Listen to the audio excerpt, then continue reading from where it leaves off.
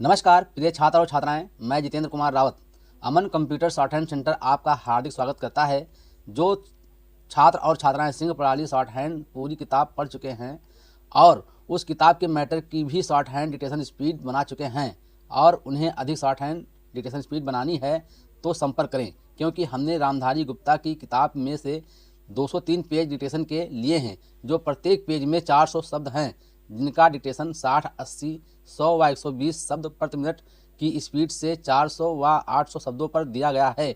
जो छात्र व छात्राएं विधिवत रूप से इन मैटरों का होमवर्क करके व्हाट्सएप पर चेक करा के अपनी शॉर्ट हैंड डिक्टेशन स्पीड बढ़ाना चाहते हैं या आउटलाइन प्राप्त करना चाहते हैं या शॉर्ट हैंड पढ़ना चाहते हैं तो संपर्क करें। मोबाइल नंबर 91 98 94 39 41, दूसरा है 700 790 52 75। अतः संपूर्ण पढ़ाई व्हाट्सएप पर वीडियो के माध्यम से कराया जाएगा। धन्यवाद। सभापति महोदय, अब मैं आर्थिक मामलों पर आना चाहता हूं। मैं अधिक समय नहीं लूँगा। इस बात को सभी स्वीकार करेंगे कि तीव्र गति से हमारी आर्थिक प्रगति हो, इसका प्रबंध किया जाना चाहिए। इसके लिए ऐसा वातावरण बनाने की आवश्यकता है जिससे उत्पादन बढ़ सके, वितरण में समानता आ सके और उपभोग में संयम से काम लिया जा सके। हर बजट को और हर प्रकार प्रस्ताव को इसी कसौटी पर कसा जाएगा। यथा क्या उससे उत्पादन बढ़ता है, क्या वितरण में समानता आती है, और तीसरी बात यह कि क्या हम देश में ऐसा वातावरण बना सकते हैं कि लोग जितना कमाते हैं उतना खर्च ना करें, उसमें से बचाएं और उसे राष्ट्र की समृद्धि में लगाएं।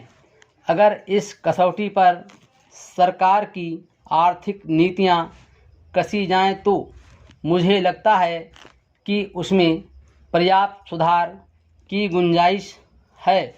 मैं वित्त मंत्री की कठिनाई को समझ सकता हूं। विकास की आवश्यकता अधिक धन की मांग करती है।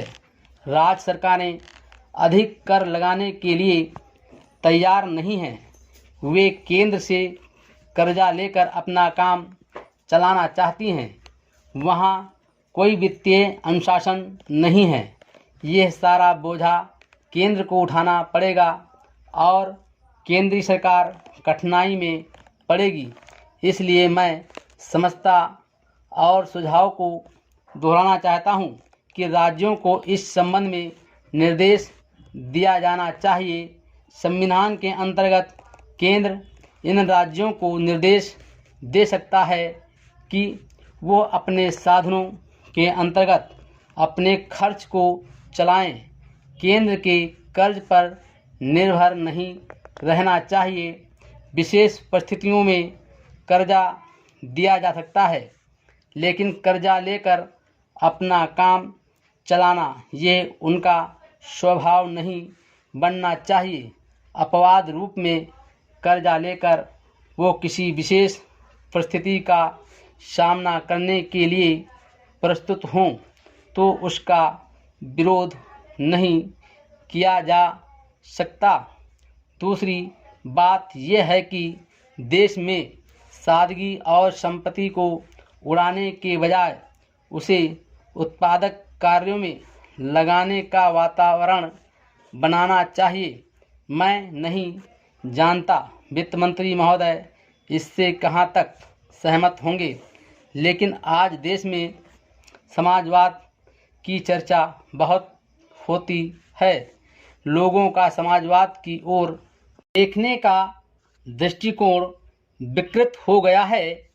लोग हमें क्या मिलता है इस ओर ज़्यादा ध्यान देते हैं, हम कितना खर्च करते हैं और ध्यान नहीं देते हैं।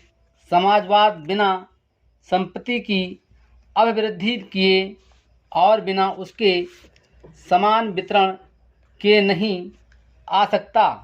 हमारा देश कृषि प्रधान देश है। सभापति महोदय, खेती के बाद उद्योग का हमारे देश के आर्थिक जीवन में बड़ा प्रमुख और महत्वपूर्ण स्थान है। स्वतंत्रता के बाद देश में बड़े बड़े और मौलिक उद्योग धंधे खड़े किए गए हैं, जिनकी बहुत आवश्यकता थी। उस दिशा में अच्छा प्रयास किया गया है और उसमें बड़ी सफलता भी मिली है। लेकिन जहां बड़े बड़े उद्योग धंधे खड़े हुए, वहां छोटे छोटे उद्योग धंधों की, विशेष रूप से उन उद्योग धंधों की जो देश में परंपरा से चले आ रहे थे, बड़ी उपेक्षा हुई। बहुत से उद्योग धंधे अपने पुराने ढंग से चले आ रहे हैं, उनमें कोई नया परिवर्तन नहीं लाया जा सकता है, उनका कोई विकास नहीं हो सकता है। देश की स्थिति को देखते हुए विशेष रूप से ग्रामीण क्षेत्रों में कौन से नए उद्योग धंधे खड़े किए जा सकते हैं, इस बारे में कोई अनुसंधान नहीं किया गया है। खादी और ग्रामोद्योग स्थापित किया गया और उसने खादी और कुछ ग्रामीण उद्योग धंधों को लिया, लेकिन उसका भी कुछ सीमाएं हैं। बहुत से उद्योग धंधे ऐसे हैं जिनको प्रोत्साहन दिया जाना चाहिए था, लेकिन प्रोत्साहन देना तो दूर रहा, ऐसी नीति अपनाई गई कि उनके काम में बाधा पैदा हुई और उनमें बहुत से टूट गए। इसका परिणाम ये हुआ है कि एक तरफ तो हमने दिखाने के लिए बड़े बड़े कल कारखाने खड़े किए हैं, लेकिन दूसरी तरफ बेकारों की संख्या बढ़ती गई है। आज यह समस्या एक भीषण रूप में हमारे सामने आई है। यदि हम छोटे छोटे उद्योग धंधों को, विशेष रूप से कृषि से संबंधित उद्योग धंधों को बड़े बड़े शहरों में नहीं, दूर दूर ग्रामीण क्षेत्रों में नहीं फैलाते हैं, तो इसके दो दुष्परिणाम होंगे। एक तो उद्योगों का केंद्रीकरण होगा, दूसरे शहरों की जनसंख्या बढ़ेगी, जिससे अनेक जटिल समस्याएं पैदा होंगी। इससे हर एक आदमी को काम नहीं मिलेगा और हमारे जो पुराने उद्योग धंधे जीवन से संबंधित सामग्रियां तैयार करते हैं, उन पर बुरा प्रभाव पड़ेगा। लेकिन सरकार की ऐसी नीति रही है कि उनमें से बहुत से उद्योग धंधे समाप्त होते जा रहे हैं, जिसका परिणाम यह है कि इस उद्योग में लगे हुए आदमी बेकार हो रहे हैं।